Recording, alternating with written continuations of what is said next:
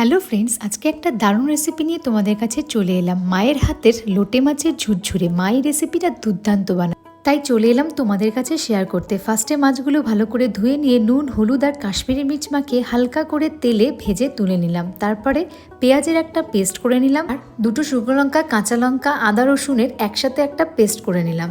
এরপর কড়াইতে তেল দিয়ে দুটো শুকনো লঙ্কা, তেজপাতা, গোটা জিরে ফোড়ন দিয়ে পেঁয়াজগুলো ফার্স্টে ভেজে নিলাম। তারপরে সামান্য পরিমাণে একটু হলুদ গুঁড়ো দিয়ে ওর মধ্যে পেঁয়াজ বাটাটা দিয়ে ভালো করে বেশ কিছুক্ষণ কষিয়ে নেওয়ার পরে আদা রসুনের পেস্টটা দিয়ে দিলাম।